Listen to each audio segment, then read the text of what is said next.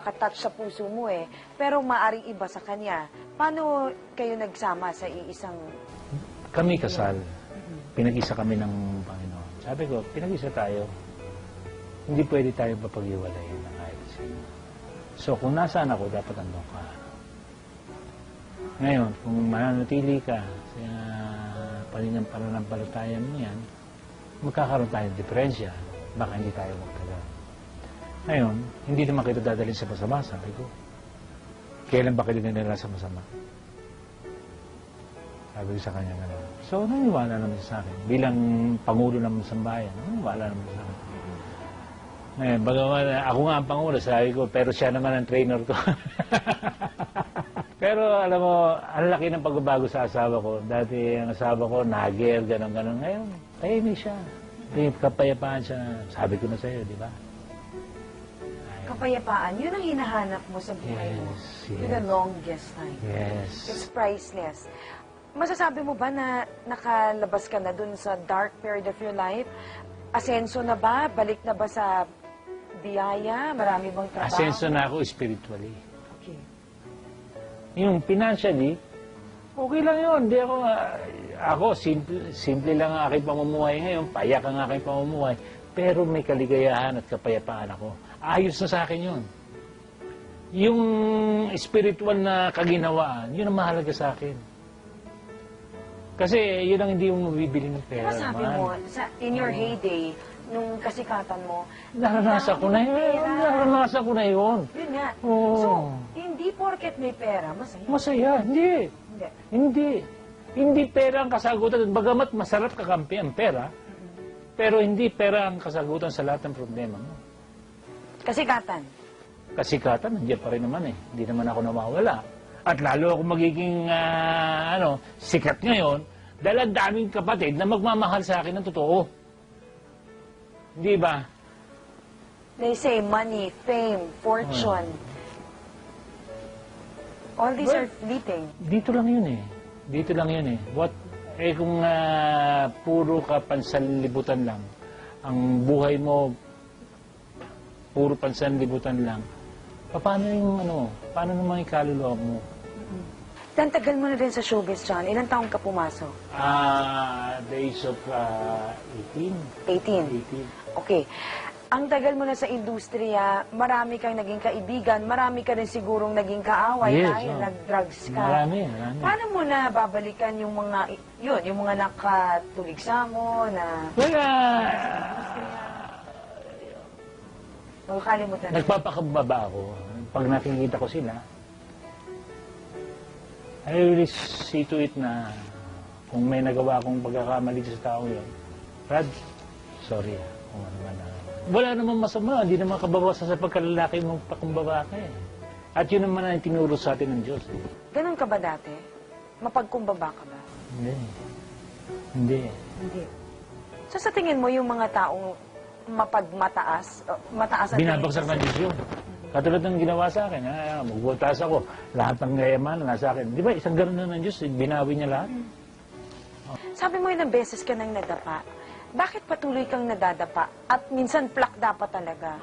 Gagagawan mo ba yon sa tingin mo? O hinahayaan ng Diyos para magising ka? Yun ang sinasabi. Minsan, sa buhay natin, kailangan natin maranasan yun para makita natin yung katotohanan.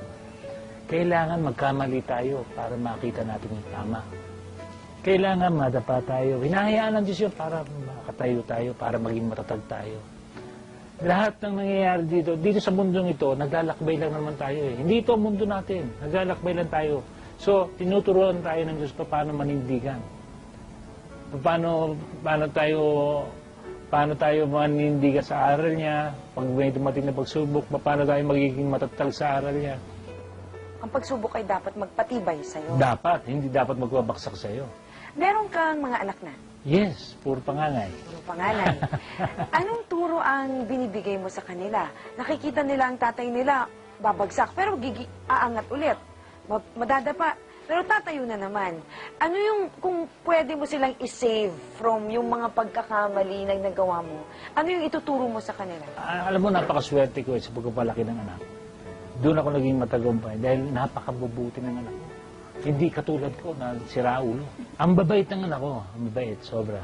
At naranasan, nakita nila yung mga struggle ko sa buhay, doon natuto rin sila. Hindi ko na kailangan nakita nila paano ako matapa, saksi silang buhay, paano ako tumayo. So doon lang, may naitatanim na akong aral sa kanila. So, Don't give up. yes, yun. Sabi ko, nak, ang buhay dito sa mundong ito, paglaban at pagtatagumpay. Saan? Pagtatagumpay laban sa kasamaan. Pagtatagumpay laban sa kasalanan. As a former drug addict, I'm sure sa industriya na ginagalawan mo, meron ka mga na-meet ngayon na sikat at gumagamit ng droga. Siguro, anong sasabihin mo sa kanila o sinasabi mo sa kanila pag gano'n? Well, sinasabi ko lang sa kanila, hindi ko hawak ang isipan niyo. Pero sana matuto kayo sa naging karanasan ko na hindi nyo na dapat maranasan ito kung makikita nyo lang. Kung matututo kayo sa mga pinagdaanan, mga nauna sa inyo. Sabi ko, ako naging drug addict, sana huwag nyo nang danasin mo. Dahil ang kasikatan, once na pinakawalan mo, hindi mo na sigurado kung makakabalik pa sa iyan. Kung anong meron kayo, pahalagaan nyo. Ngayon, kung ano man makakasama sa inyo, iwasan nyo.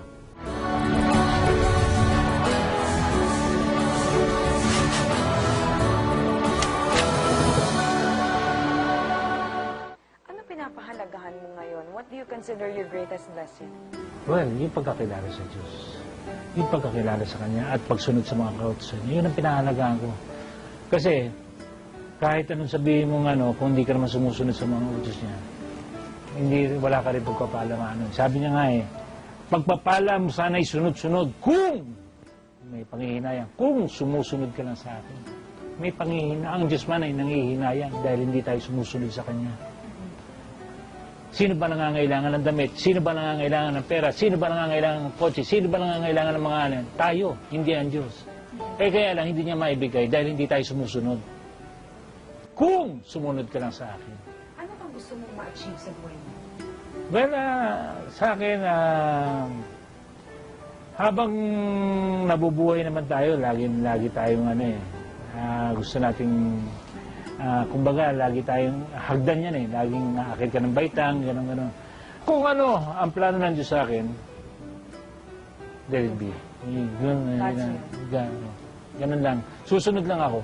Nasabi mo na ilang beses kang lumagapak, ilang beses kang tumayo, at sinabi mo rin na hindi ka nahihiya dito. No. Pero kung may mga humuhusga sa'yo, na itong si John Regala, palipat-lipat ng reliyon, itong si John Regala, drug addict lang naman yan At paano mo hinaharap itong mga ganitong kritisismo? Nahayaan ko na sila.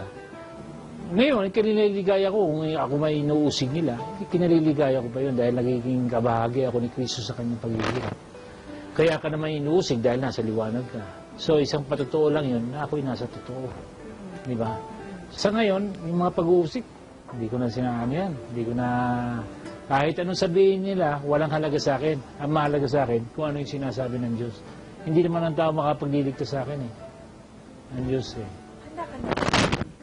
Yes, anytime. Anytime. Anytime. Sabi ko nga kung wala na akong purpose sa buhay na ito, kunin mo na ako. Kaysa naman na mawala pa ako sa iyo o mapalayo pa ako sa iyo. Oo. Ayoko na. Ayoko na mapasama pa ako. Kaya kung mapapasama ako, Ama, kunin mo na ako. Pero nandito ka pa. May mission May ka pa. mission pa ako. Ano sa tingin mo yun? Alam mo ba sa puso mo o hinahanap mo pa o tinatanong mo pa sa kanya? Siguro, marami pa akong aakayin sa iglesyang ito. Yan ang aking mission. Marami pa akong gigisingin ng mga isipan. At yung mga natutulog na pananampalataya, marami pa akong gigisingin. Alam mo, parang sa pakikipag-usap ko sa'yo, usually kapag natuyo na ang isip sa shabu, physically and literally, nakakatuyo ang shabu, tama? Parang hirap na magsalita o makaano. Ba't ikaw sharp ka pa rin? Ewan natin sa Diyos, di ko alam Binigyan ako ng utak na ganito, di ko alam.